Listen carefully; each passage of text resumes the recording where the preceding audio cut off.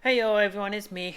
I'm not gonna worry about any kind of fancy stuff. This is just a recorded video. Um, I'm gonna call it a preamble blog vlog. It looks more than likely the poll is going to pass in affirmative. Um, we seem to have a majority for yes weekly currently. We still have 2 days left to vote, so that it could all change. But currently in the lead is yes weekly with 80% and yes monthly with one vote. Um, it shows me seven. There has been 7 votes casted so far. So I don't know if I'm gonna do preamble blogs or vlogs weekly. I'm just gonna do stuff to get into the pattern and cycle to teach me, train myself how to do it. Basically, I'm not like Midnight Raven who does her regular videos and stuff like that. So it's going to be interesting to keep myself in a pattern, which is why I'm doing it, because I need to be able to keep structured stuff like that. Um, so yeah, brief update. The only thing that's really updated is since the information session, we got the checklist of things that we needed to do to be ready for the meeting before the term starts. Like 30 days before the term starts on January 17th, you have a little meeting, and you have to have these certain documents ready to be presented to them at that time. And checklists, you're going to become very friendly and knowable with checklists with when you're going to become a pilot, because that's all you do is checklist. Like the Cessna 152, there's all checklists that you have to do. You have pre-flight checklists and normal operating procedures checklist. Normal operating procedures checklist continued. Emergency procedures for engine failure, forced landing. So, and no panic is not one of the options on the checklist. The whole idea of this is so you don't panic, because everything is structured. You're busy reading, and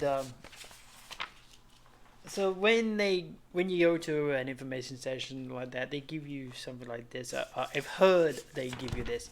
I don't know if it's the same for every flight school, but for mine they did this, and whether or not this is why they did it, so you can get used to checklists, I don't know, but I'm assuming it is, since I've heard and seen other flight schools do the same. But my anxiety level is up high and anticipation level up high, because immediately day after I started taking off things, doing off things, and like half this list is done before. I mean, the information session was Friday night. By Saturday morning, I done 2 items. By Monday, I've almost got everything completed, and those that I haven't got completed, I already know what's going to happen ahead of time. So I know when I come to the December 16th, I say like, hey, I got this, I got this, I got this, I got this, I got this.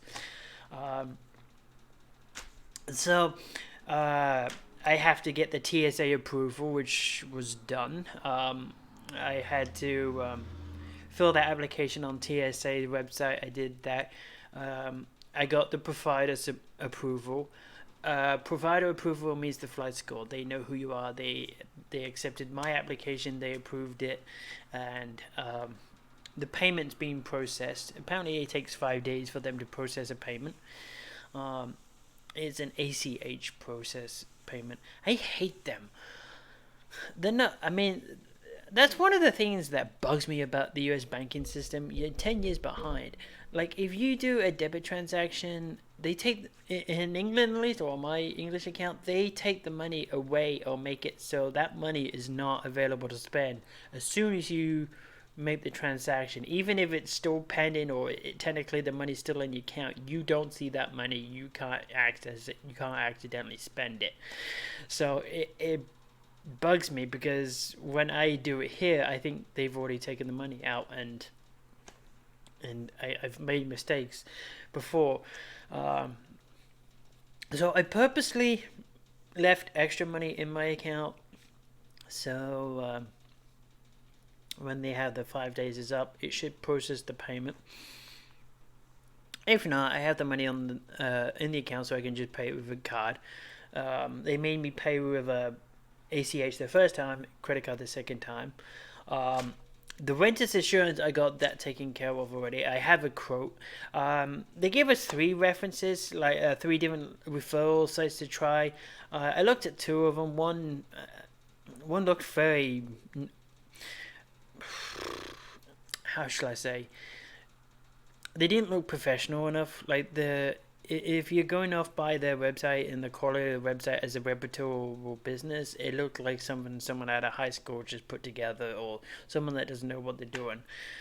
But in hindsight, one, they're a pilot, they're not a web tech genius. But basically, the company name AeroInsure.com. Their website was very horrible, and the application and quote process is all manual, and I didn't really like it so much. Aerospace AP is partnered with AOPA. Their quote was slightly higher than the one I'm going to go with. The one I'm choosing is AVEMCO. It's $8 cheaper. Thankfully the premium is yearly, and I asked if they do like monthly payments like car loans. They don't, so you have to pay the entire premium one time up. So that's kind of one of the other things I'm anxious about, because until it gets paid, I'm going to be worried about thinking about it constantly, and it's one of those things that bugs me. The FA medical. I currently have a class 3, which I was told that is okay to start with, but it may be best to get that, so I know I can get it first. I have the application ready. I did that online, and I have the confirmation code. It just, with how much money that I'm going to have to spend with everything else, the medical is a priority, but it's not a top priority right now. So I may just start with the course with my class 3 for now, and just do it. I mean, I have my citizenship, which was $800. The insurance is going to be $600. You have to pay for a flight kit for the course, which is $449, and an aviation headset. I already got the aviation headset, thankfully. I knew ahead of time that you need a decent chunk of money, but with everything else that's going on, it's kind of frustrating. And I'm using the government student loans to get through this, and they give you book vouchers to get the stuff you need from the bookstore. They come out 2 weeks ahead of time, so it's going to be, as soon as they get the book voucher, I'm going to have to go directly to the bookstore and get the item, or go to the website and buy the kit, just so I can download it ahead of time and be ready, because they have an online portion to submit your groundwork, coursework, and stuff like that, and to be ready for January 17th, you need to have that program downloaded, and if everyone's downloading it at the same time, then it's going to be a rush. So I'm going to have to roll the dice with that. I went to the college. Book vouchers come out 2 weeks ahead of time of the term start, so it's going to cut it close, but it looks like I have no option unless I make extra funds available. But with everything else, and the flight block availability form I have here, but I remember them saying that they are going to send that to us via email. I have the rental aircraft. I read that backwards. Sorry. Aircraft rental agreement and flight operations manual signature page. We do at the meeting on the 16th, and I've already registered on the website for the college that helps schedule your pilot and access, etc., etc. So all of this I did within the first 4 days.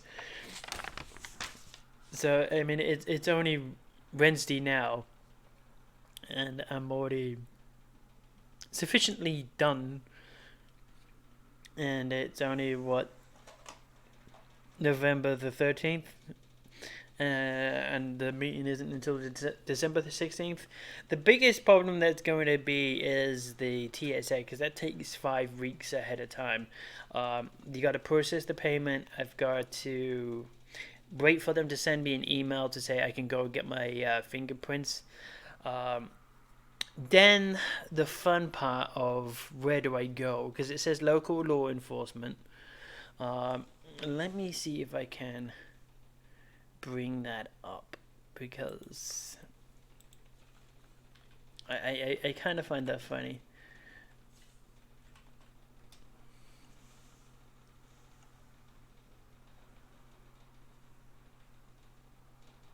One second.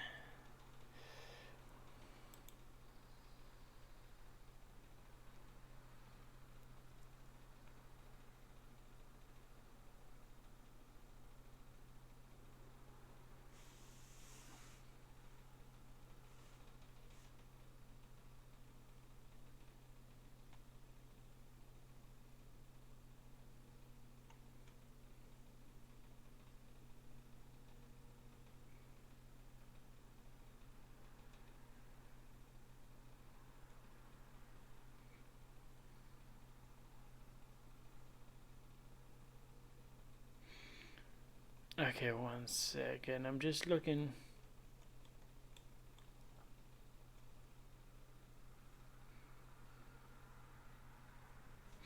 Alright, so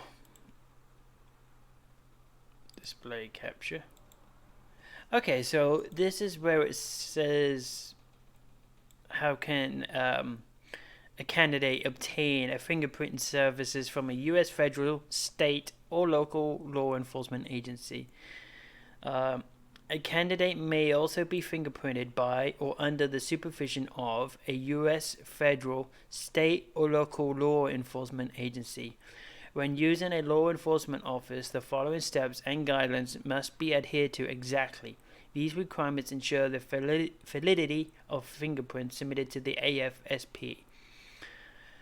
And it goes into the whole stuff. So it's kind of interesting that you can go to your local police station and say, "Hey, I want to be fingerprinted." That entire thing to me, it seems weird to me. "Hi, I would like to go and be fingerprinted, please." And it's like, what crime are you admitting to? Um.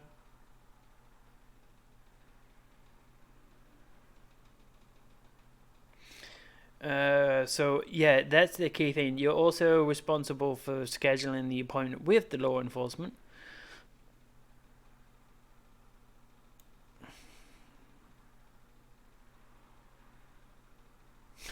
And that's the other thing that the law enforcement office must have the means and desire. So if they want to do this, they can. But if they don't want to, they have no compulsion.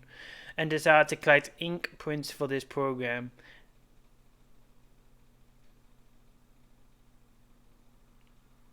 Oh, I didn't know that. A representative for the flight training provider must escort any and all candidates to the law enforcement office and be present during the fingerprint sessions. Candidates are not permitted to undergo this process without a representative present. I did not know that. That's interesting. I'm glad I read that. So I'm gonna. The candidate must present the following to the office prior to the fingerprinting: a printed copy of the instruction email, the candidate's passport or green card, and if required,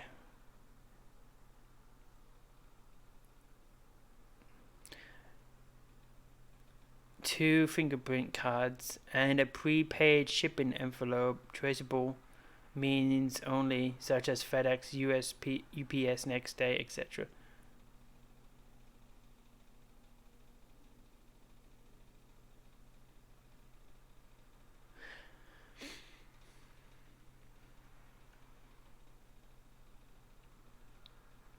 Okay, alright, so that's interesting to know. I'm gonna wait until I get the process, and then we'll see.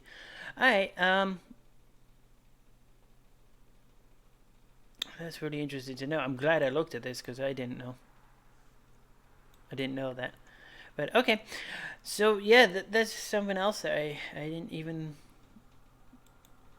realize until I just read that the representative of the school has to be with me as I go and get